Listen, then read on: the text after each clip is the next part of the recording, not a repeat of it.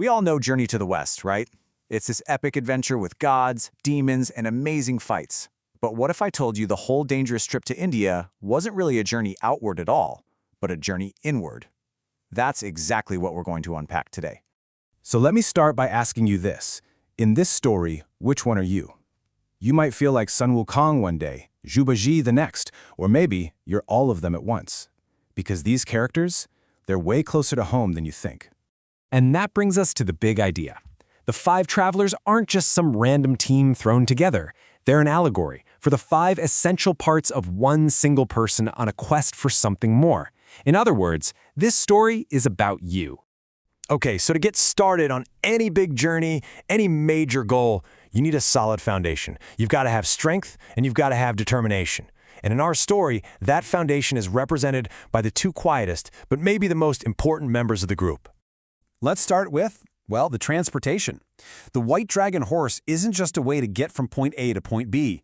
It symbolizes the sek pham, our physical body, the actual vessel that has to carry us through every single challenge life throws at us. The symbolism here is so cool. See, the monk's first horse, just a regular mortal horse, it dies pretty early on. It has to be replaced by this divine dragon in disguise. And that tells us that for a spiritual journey this huge, a normal, fragile body just won't cut it. You need a strong, resilient physical foundation to carry your spirit, your conscience, all the way to the end. And next up, we have the quiet powerhouse of the team, Wujing, or Sandy. He's the embodiment of our I-Chi, our pure, unshakable willpower. I mean, think about it. While everyone else is arguing or wanting to quit, what's Wujing doing? He's just walking. He's carrying all the heavy luggage, and he never, ever complains. He is that quiet voice of persistence that we all need to finish something difficult. Even his name means aware of calmness, pointing to that focused, unwavering will. So there you have it, the horse and Wujing, the body and the will.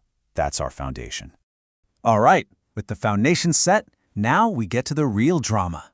The noisy center of the group and the conflict that's basically raging inside every one of us every single day.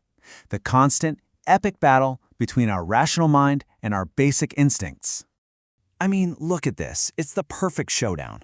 On one side, you have Sun Wukong, the brilliant, rebellious mind that can see through any trick.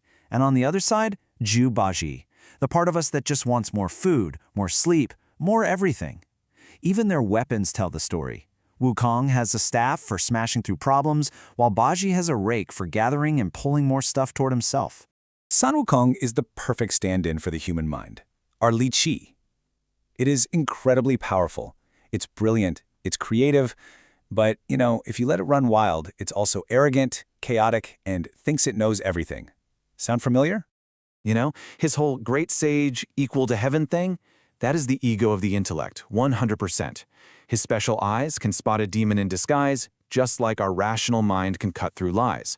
And that golden headband that gives him such a headache, well, that's the discipline, the rules, the meditations that we all need to get our own chaotic, monkey minds under control. So, Sun Wukong has this incredible ability. He can travel 108,000 miles in a single somersault. But why that number? It's not random. This is such a beautiful metaphor for our own minds. Think about it. In a single second, your thoughts can leap from what you're doing right now to a memory from when you were 5, and then to a dream about the future. Our mind travels 108,000 miles in a flash, all day, every day. Okay, so if Sun Wukong is that high-flying mind, let's talk about his total opposite. Bajie, or Pigsy, represents our Banung and Yugvong.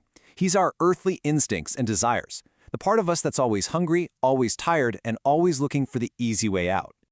Bajie is basically our inner couch potato, right? He's not really evil, he's just driven by our most basic wants: food, comfort, pleasure. His name even means aware of instinct. He's the voice in your head that says, this is too hard, let's just give up and go get some snacks. He represents that constant temptation to choose short-term pleasure over a long-term goal.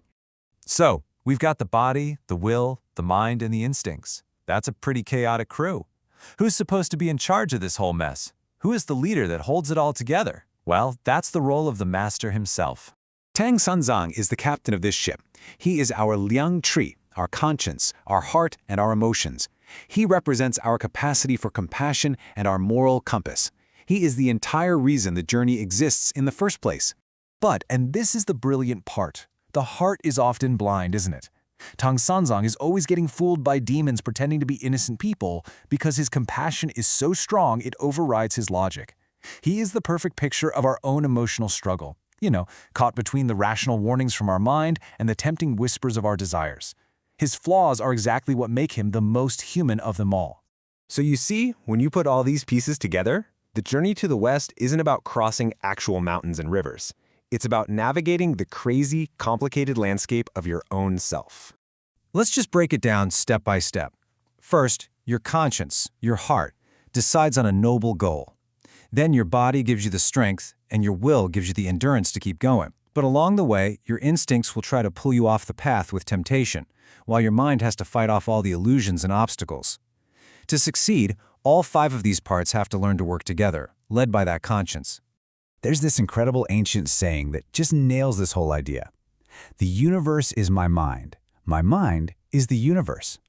That vast, epic world of Journey to the West, with all its challenges and wonders, is really just a map of the universe that exists inside every single one of us. So we end right back where we started with a question for you. In your own life, on your own journey, which part of you is in the driver's seat? Is it your brilliant but reckless mind? Is it your comfort-seeking instincts? Or is it your conscience, your heart, trying to guide all the other parts towards something better? The answer to that? Well, that changes everything.